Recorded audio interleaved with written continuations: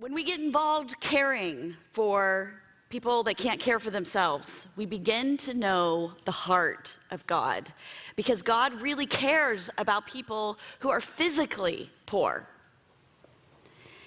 In Jeremiah 22, he writes, "He," talking about the king, "took up the cause of the poor and needy, and so it went well with him. Is this not what it means to know me?" asks the Lord. When we know God, we know his heart for the people who need help. This is the essence of who he is. He cares for the poor. Proverbs 22:9 says that the generous will themselves be blessed, for they share their food with the poor. God also wants us to share and to care about the spiritually poor. These are people who don't confess the name of Jesus, who don't know Jesus yet, who don't believe in him yet. The mission of Church on the Ridge is to share the love of Jesus with everyone in your world so that they can become fully devoted followers of Jesus. And this mission of Church on the Ridge goes hand in hand with Jesus' teaching. And the very last things he said before he left the earth to go be with his Father. And he said, "Go into all the world and teach them about me. Teach them everything I taught, so that they can become disciples of mine. They can become followers of mine." Because we know, and Romans 10 says this, that everyone who calls on the name of the Lord will be saved. How then can they call on one in whom they have not believed? And how can they believe in the one in whom they have not heard? And how can they hear without someone to preach? And how can they preach unless they are sent? That sending is the giving so that the people can go and preach. We put resources and money into sending so that there can be preaching, so there can be hearing, so there can be believing, and so that everyone who calls on the name of the Lord has an opportunity to be saved. Your bank statement reveals what you care about. It reveals your heart. Do you put your money into what God cares about? My in-laws, Al and Helga Bonikowsky, were missionaries in Spain, and this picture is from last year. It was the recentest one I had of them, and my kids weren't too excited that I was going to put this picture up here, but they approved it, so I've got approval from the children. Okay, so these are my in-laws, Al and Helga, and they were missionaries in Spain, and my husband, Stephen, has told this story many times about something they did when he was a boy that left a huge impression on him, and it really impacted his whole philosophy and attitude about money. A couple had come to them with a sob story, with a sad story. They'd lost all their money, and they needed to get from Idun, which is where my in-laws were, to Madrid. And they needed a loan to get there. And so they were asking for money. And my in-laws said, "Okay, we'll give you the money." And Stephen was like, he was just a boy at the time, and they were missionaries, and they didn't have a lot of extra money. And so he asked, "Well, Dad, what if they don't give it back?" And Al says, "It doesn't matter. I gave it to them as a gift, not a loan. And it's God's money. And if he wants to return it back to me, and they pay it back to us someday, fine." Stephen learned that our money is not actually our money. It's all God's. And we transfer trust off of money and onto God when we give it away. We simply manage what God has given us. Because Psalms 24:1 says, "The earth and everything in it is the Lord's. The world and all its people belong to him." Haggai 2 says, "The silver is mine, that gold is mine, declares the Lord Almighty." Everything is his. Vacations, clothes, food, cars, house, bank accounts, 401k, retirement funds. Now, God's provided all of this for us to enjoy. That's what 1 Timothy 6 says. He gives it to us to enjoy. But he doesn't give it to us to accumulate and hoard. There's joy in receiving and having, but there's more joy in sharing and giving.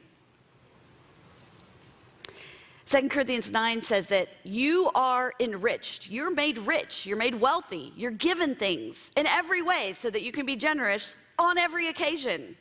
The things you have are given to you so that you can be generous with it.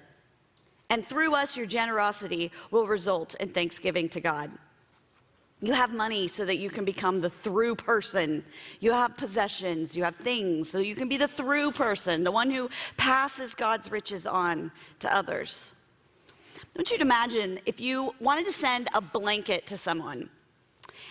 So you pack it up in a box, and you take it up to the UPS store, and you set it on the counter, and you send it off. But after a few weeks pass, you hear that blanket never arrived, and you're like, I wonder what happened.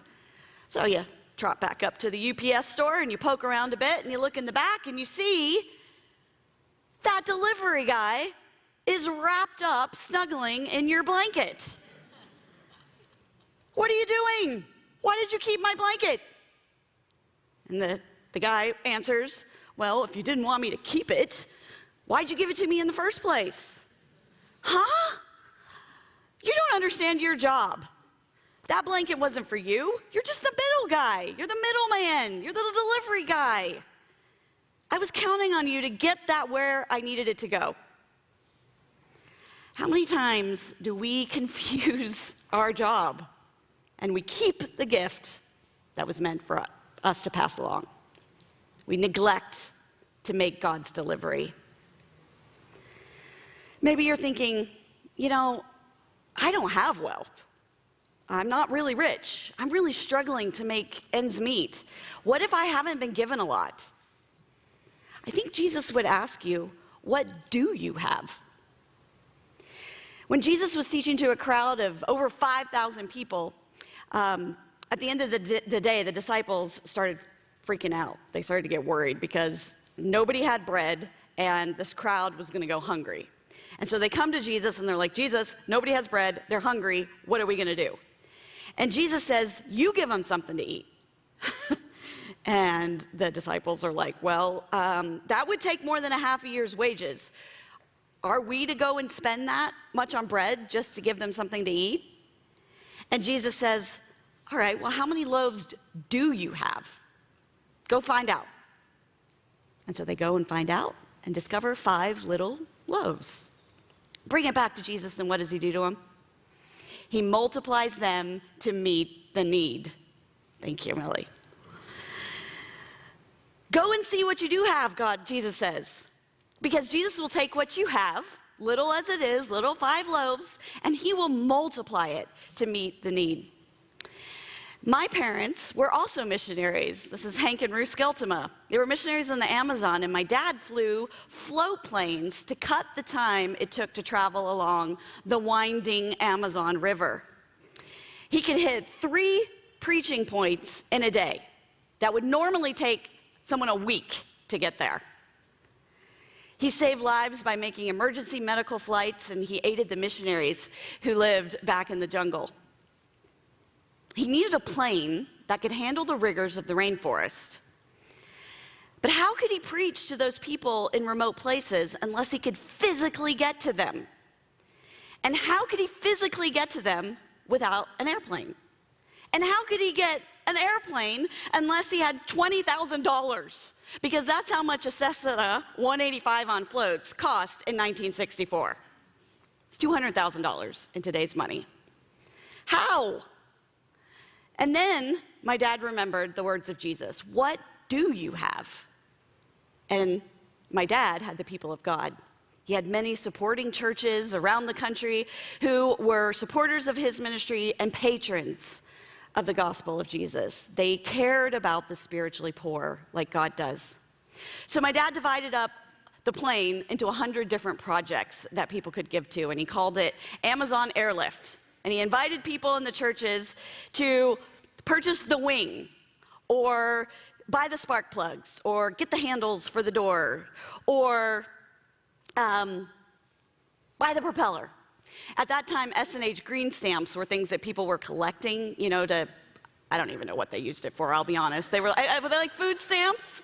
Anyways, and so they would have these S&H green stamps, and Dad says, hey, we'll take those. What do you have?